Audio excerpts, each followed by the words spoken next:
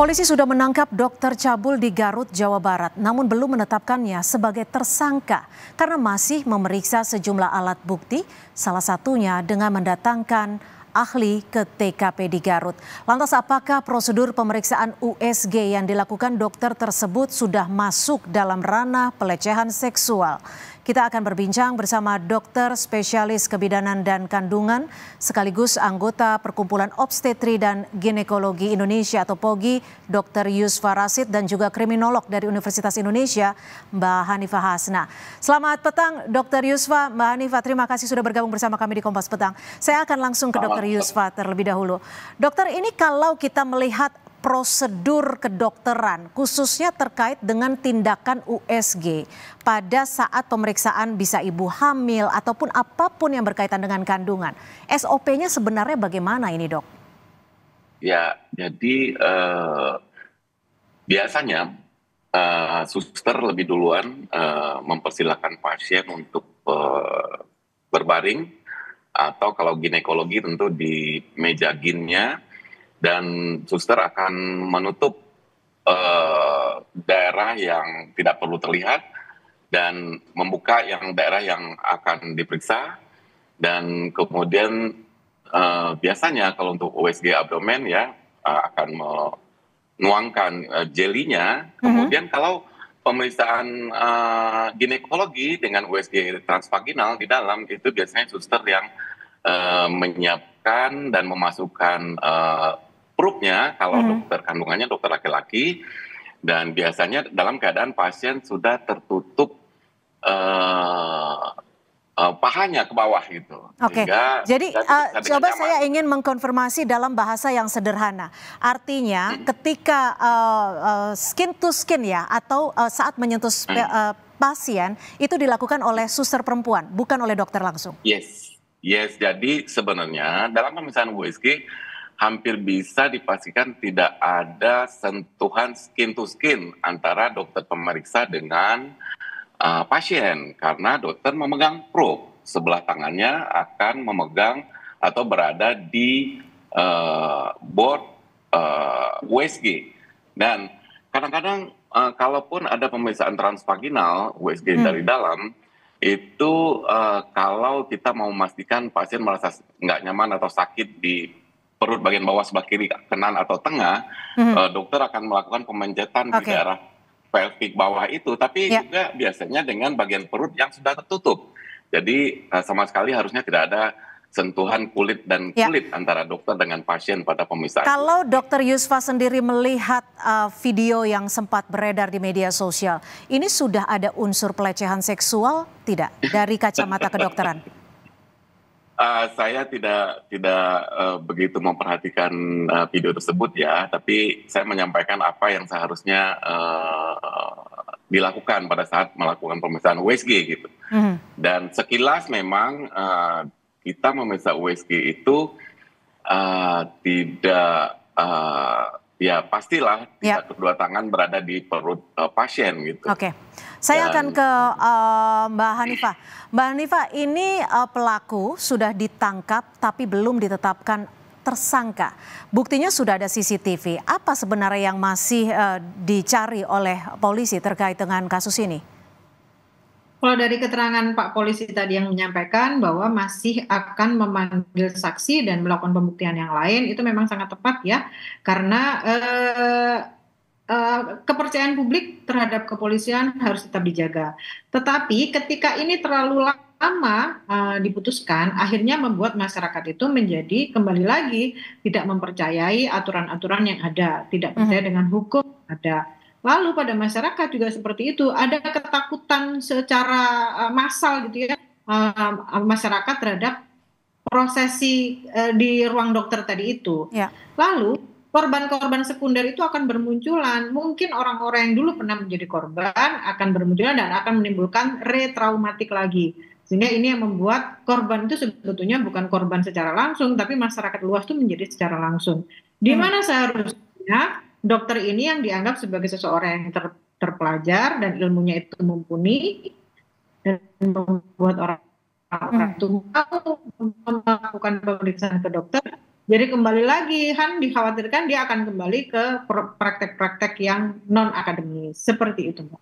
Oke, saya kembali ke Dokter Yusfa. Kalau dilihat Yes. dari prosedur atau SOP secara yang dilakukan oleh dokter kandungan dan juga kebidanan, apa yang terjadi di Garut itu menyalahi prosedur tidak, Dok? Dari videonya jelas itu menyalahi kalau apa yang terlihat ya. Karena saya tidak pernah melakukan USG seperti itu dan saya yakin sebagian besar dokter objin di Indonesia itu dari saat pendidikannya sampai berpraktek dan survive sampai sekarang tidak melakukan USG seperti itu kalau menurut saya. Kalau di ruang ataupun tempat melakukan tindakan ataupun konsultasi antara dokter dan pasien, sejatinya harus seperti apa, Dok? Biasanya SOP-nya seperti apa? Ya, seperti yang saya sampaikan tadi, itu tangan kanan, tangan ya tergantung kan kidal atau tidak, yang jelas memegang perut dan jelas tidak akan menyentuh kulit pasien. Dan tangan kiri biasanya main di clipboard dari alat USG. Maaf saya potong Dokter Yusfa. Apakah diperkenankan dokter dan pasien hanya istilahnya hanya berdua dalam suatu ruangan?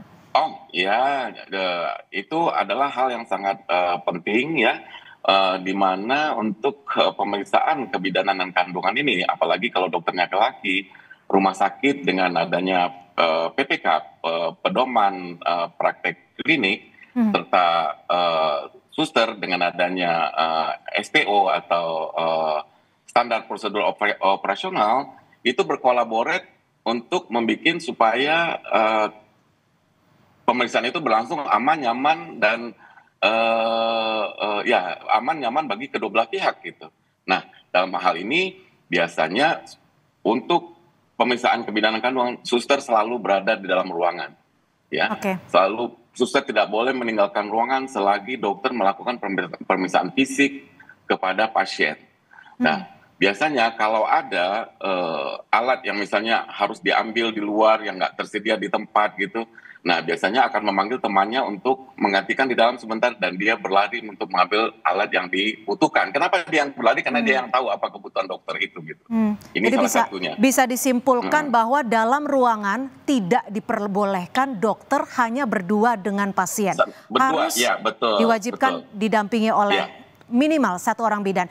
Ya, saya kembali ke Mbak Hanifah. Mbak Hanifah, kalau dilihat dari kasus ini, apakah barang bukti yang dimiliki oleh polisi sudah bisa digunakan sebagai untuk penetapan tersangka? Menurut saya sudah bisa karena itu ada kejelasan ya di situ, ada pelaku, ada korban, ada barang-barang di situ yang menunjukkan dia ada di suatu ruangan medis. Menurut saya ini adalah bukti yang sangat tepat gitu ya.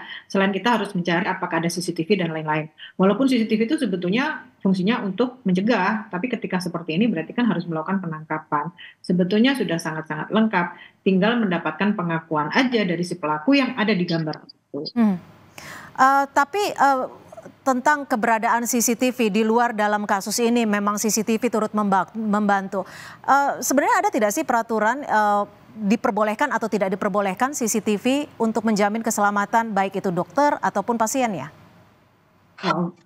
Sebetulnya CCTV itu kalau yang saya ketahui untuk mengontrol siapa saja yang bisa masuk ke situ ya, mungkin ada di luar. Tapi secara medis atau secara profesional, saya nggak tahu seperti apa. Mungkin Dokter Yusuf bisa menyampaikan bagaimana prosedurnya. Tapi walaupun demikian, ternyata tadi itu potongan film tadi itu sudah cukup menunjukkan bahwa sudah terjadi perilaku menyimpang yang terjadi di ranah privat seorang dokter. Bagaimana Dokter Yusfa terkait dengan CCTV ini? Ini kan di satu sisi sangat dibutuhkan ketika terjadi dalam tanda petik ya tindakan yang tidak sesuai dengan prosedur untuk melindungi dokter ataupun pasiennya. Sebenarnya diperbolehkan tidak keberadaan CCTV ini? Ya, pertama saya menyampaikan dulu bahwa sangat setuju dengan pernyataan terakhir dari ibu yang barusan bahwa ini mungkin perilaku menyimpang dari yang bersangkutan, kalau ini suatu kebenaran gitu. Kemudian masalah CCTV, harusnya CCTV itu di rumah sakit hanya berada di tempat yang rawan terjadinya kekerasan fisik atau rawan terjadi pencurian gitu. Nah, jadi ini juga menjadi pertanyaan bagi kita, kenapa ada CCTV di ruang praktek? Apa yang terjadi sebelumnya gitu. Dan kemudian kenapa hasil video CCTV itu bisa beredar di publik, di media sosial. Nah, ini juga tentunya kalau itu harusnya menjadi kewenangan polisi untuk memintanya dan memintanya dan mengeluarkannya gitu. Jadi ini juga jadi pertanyaan buat kita gitu. Mengenai CCTV, tidak pernah ada CCTV ada di kamar praktek. Biasanya di lingkungan rumah sakit itu di daerah yang rawan pencurian. Ini menarik, Dr. Yusfa, dari pernyataan Anda. Apa yang terjadi sebelumnya? Jadi bisa jadi apakah peristiwa pelecehan ataupun tidak sesuai prosedur ini pernah terjadi sebelumnya, atau bagaimana sehingga klinik memasang CCTV, atau bagaimana biasanya terhadap kasus-kasus seperti ini, Dok? Ya mungkin saja ya, saya juga tidak yakin gitu, tapi mungkin saja. Tapi untuk sampai ke publik juga harusnya tidak demikian kan. Kalau memang sudah terbukti mestinya misalnya pihak yang dirugikan menyampaikan ke yang berwenang, tentu Polri, dan Polri meminta ke klinik untuk memberikan rekaman ini gitu. Jadi mungkin itu mungkin yang tepat gitu. Jadi pastinya tentu nanti pihak yang berwenang yang akan mengusut urutan cerita dari semua ini gitu. Mbak Hanifah, apa yang bisa dikutip dari perbincangan kita saat ini? Mungkin masih banyak korban yang belum melapor. Apa yang bisa diimbau? Baik, saya mau menanggapi yang disampaikan Dr. Yusfa tadi. Menarik sekali ya, kenapa sampai ada CCTV di situ. Jangan-jangan sudah terjadi pelecehan sebelumnya. Dan mungkin juga ketika si korban itu melaporkan ke kepolisian, mungkin tanggapannya kurang cepat. Sementara pada saat ini nampaknya sepertinya di Indonesia itu no viral no justice. Dan ini adalah cara-cara yang cepat digunakan oleh masyarakat untuk membuat laporannya itu menjadi segera diterima. Tapi walaupun demikian, dengan kasus ini tidak mengurangi rasa simpati saya, rasa sedih saya, bahwa dengan kasus ini ternyata kita menjadi ada wake up call terhadap proses medis gitu ya, sehingga kita menjadi teredukasi lagi bahwa seperti yang disampaikan Dr. Yuswa tadi, bagaimana prosedur kedokteran itu sekarang sudah tersampaikan ke masyarakat, sehingga masyarakat ketika berobat mereka punya hak untuk menanyakan, dok kenapa sendirian, dokternya di mana begitu. Jadi ini adalah waktu atau momen yang tepat untuk mengedukasi masyarakat sehingga tidak akan ada korban lain selain yang sudah terlaporkan. Baik, terima kasih atas informasi Anda, Mbak Hanifah Hasna, kriminolog, dan juga Dr. Yusfa Rashid sudah memberikan perspektifnya di sore hari ini di Kompas Petang. Selamat sore, Dr. Yusfa, Mbak Hanifah, terima kasih.